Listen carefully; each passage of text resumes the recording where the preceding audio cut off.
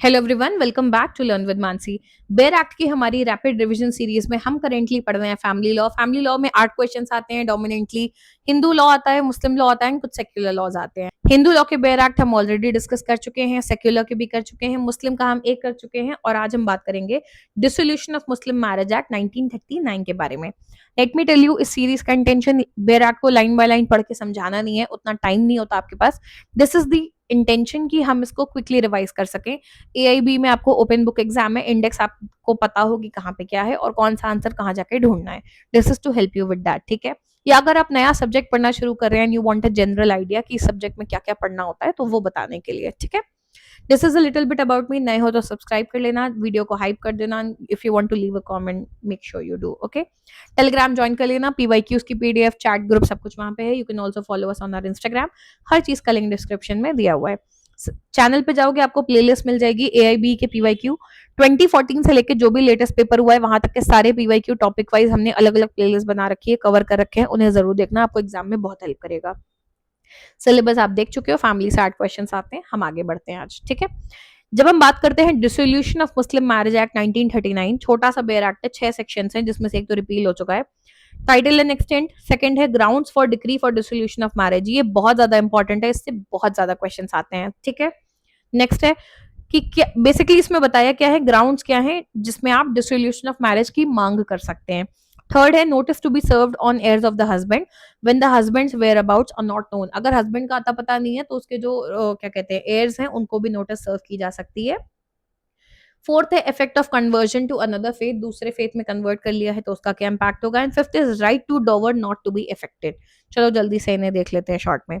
Date से related question आए तो यहाँ पे दिया हुआ है, ठीक है। टाइटल एंड एक्सटेंट इधर दिया है। Grounds for decree for dissolution of marriage, इस पे बहुत सवाल आते हैं, इसको जरूर ध्यान से देख के जाना। मोस्टली टाइम पीरियड बेस्ड आते हैं, जैसे कि देखते जाओ। अगर हस्बैंड के वेयर अबाउट्स नहीं पता है 4 साल तक के लिए, तो एक वुमन जो है जिसकी शादी मुस्लिम लॉ के अकॉर्डिंग हुई थी, डिक्री ऑब्टेन कर सकती है for dissolution of her marriage. इसके लिए टाइम कितना है, 4 साल। मोस्टली ऐसे ही क्वेश्चन आते हैं कि इस कंडीशन में कितने टाइम का वेट पीरियड है, ठीक है। तो देखो, हस्बैंड के वेयर अबाउट्स नहीं पता है तो 4 साल। हस्बैंड नेग्लेक्ट करता है या फेल टू प्रोवाइड मेंटेनेंस तो 2 साल का टाइम पीरियड। हस्बैंड को जेल हो गई है तो 7 साल या उससे ज्यादा, ठीक है। पर इस केस में जरूरी है कि जब तक उसको फाइनल सजा ना सुना दी जाए। ऐसा नहीं है कि उस पर आज केस चालू हुआ और तुमने कल मैरिज डिसॉल्व कर दी, नहीं। जिस दिन उसको फाइनल सेंटेंस हो गया कि उसको इम्प्रिजनमेंट दिया गया है 7 साल से या उससे ज्यादा का, तो आप मैरिज डिसॉल्व करा सकते हो। Husband has fail to perform बिना किसी रीजनेबल कॉज के मैरिटल ऑब्लिगेशन, कितने टाइम के लिए, 3 साल के लिए। हस्बैंड इंपॉर्टेंट था शादी के टाइम पे और आज भी है। हैज बीन इंसेन, पागल है फॉर अ पीरियड, इंसेन मतलब किसी भी तरीके की मेंटल डिसेबिलिटी हो सकती है, for a period of 2 years and is suffering from a virulent venereal disease, ठीक है। That she has been given in marriage, father ने उसकी शादी करा दी है 15 साल के पहले ही, ठीक है। और उसने एज पे आते ही she repudiated the marriage before attaining the age of 18 years, provided की शादी कॉन्जुमेट नहीं हुई थी, ठीक है। That the husband treats her with cruelty, और क्रूअल्टी में क्या क्या आता है वो यहाँ दिया। अब यही क्वेश्चन पूछ लें कि मुस्लिम डिसोल्यूशन एक्ट के अकॉर्डिंग क्रूअल्टी के अंदर क्या क्या आता है, 3-4 पॉइंट दे देंगे। हैबिचुअली असॉल्ट सर, या उसकी जिंदगी मिजरेबल बना रखी है अपनी क्रूअल्टी ऑफ कंडक्ट से, जरूरी नहीं है कि फिजिकल टॉर्चर हो, मेंटल भी हो सकता है, ठीक है। विमेन ऑफ इविल रिप्यूट जो होती हैं बेसिकली उनके साथ इन्वॉल्व होता है, इनफेमस लाइफ है, बदनाम आदमी है बिल्कुल, ठीक है, गलत गलत काम करता है, गंदे गंदे। Attempts to force her to lead an immoral life, आपको फोर्स कर रहा है कुछ भी गलत तरीके का काम करने के लिए जो इमोरल है। फिर dispossess of a property, prevents her from exercising her legal rights, obstructs her in observation of a religious profession और प्रैक्टिस, ठीक है। उसकी एक से ज्यादा अगर बीवी है तो आपको बराबर ट्रीटमेंट नहीं दे रहा, क्योंकि मुस्लिम्स में अलाउड है एक से ज्यादा शादी, तो उसके इसमें एक से ज्यादा बीवी अगर है तो आपको इक्विटेबली ट्रीट नहीं कर रहा है कुरान के हिसाब से।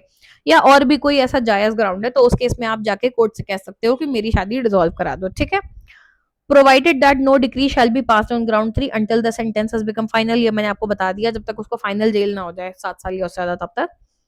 अ degree passed on ground 1 shall not take effect for a period of 6 months, क्या था ग्राउंड 1, जल्दी से देखो जाके। वेयर अबाउट्स ऑफ हस्बैंड 4 साल तक अगर नहीं पता है तो उन्होंने कहा है कि 6 महीने तक इसका इफेक्ट पहले नहीं होता है। अगर हस्बैंड उस बीच अपियर हो जाता है या सब कुछ ऐसा है तो उस केस में बात अलग हो जाएगी। और 5 के लिए भी कंडीशंस दी हैं। सेक्शन 3 है notice to be served on heirs of husband when the husband's whereabouts are not known, ठीक है। अगर कहीं पे जब हस्बैंड के वेयर अबाउट नहीं पता है अकॉर्डिंग टू सेक्शन 2 का पॉइंट नंबर 1, तो उस केस में उसके जो भी एयर्स हैं उनको भी नोटिस दी जा सकती है। इसमें ये भी दिया है कि पैटर्नल अंकल एंड ब्रदर जो है हस्बैंड के, भले वो एयर्स में ना भी हो तो भी उनको एज अ पार्टिसाइड किया जा सकता है। सेक्शन 4 बात करता है effect of conversion to another faith. अगर कोई इस्लाम की महिला है, मुस्लिम महिला है, ठीक है, renunciation of Islam by a married Muslim woman, कोई मैरिड मुस्लिम लड़की है जिसने इस्लाम छोड़ दिया है, और her conversion to another faith shall not by itself operate to dissolve a marriage. Basically एक मुस्लिम लड़की है, उसने बस अपना धर्म छोड़ दिया, किसी और धर्म में कन्वर्ट कर लिया, इससे उसकी शादी ऑटोमेटिकली डिसॉल्व नहीं होती है। After such renunciation or conversion, she is entitled to obtain a decree for dissolution section 2 के ग्राउंड्स के बेसिस पे, ठीक है। Provided further that provisions of this section shall not apply to a woman converted to Islam from some other faith who re-embraces her former faith। इसका मतलब समझ के जाओ, कोई मुस्लिम महिला है, शादी की है किसी से, और वो जाके धर्म परिवर्तन कर लेती है अगर, तो इससे उसकी जो शादी थी वो ऑटोमेटिकली डिसॉल्व नहीं होती, उसको सेक्शन 2 के अंदर जाके डिग्री इशू करानी होगी। ये एक बात है। किस पे अप्लाई नहीं होगा कि मान लो किसी और धर्म की महिला थी, इस्लाम में कन्वर्ट हुई, शादी की, और वो वापस अपने पुराने धर्म को फॉलो करना चाहती है, उस पर बात अप्लाई नहीं होगी। Section 5 right to dower not to be affected, कि इस एक्ट में कंटेन कोई भी बात शैल nothing contained in this act shall affect any right which married women may have under Muslim law to her dower or any part thereof। तो ऊपर कही हुई सारी बातों से उसकी डाउरी पे या किसी चीज पे कोई फर्क नहीं आता है। सेक्शन 6 पे एक बार क्वेश्चन आ चुका है कि ये रिपील कब हुआ था, तो ये ईयर्स ध्यान देना, ठीक है। चलो, we are done with dissolution of Muslim marriage act 1939। बहुत छोटा सा बेयर एक्ट है, मोस्टली वो जो कंडीशन सेक्शन 2 में दी होती हैं, ज्यादातर क्वेश्चन उन्हीं पे आता है, सो मेक श्योर आप उसको ठीक से पढ़ के जा रहे हो, एंड अगर उससे रिलेटेड क्वेश्चन आए you know where to find the answer. Stay tune, बाकी लेक्चर जरूर देखना, चैनल सब्सक्राइब कर लेना, एंड कोई भी डाउट हो तो कमेंट में आप पूछ सकते हो। Bye bye.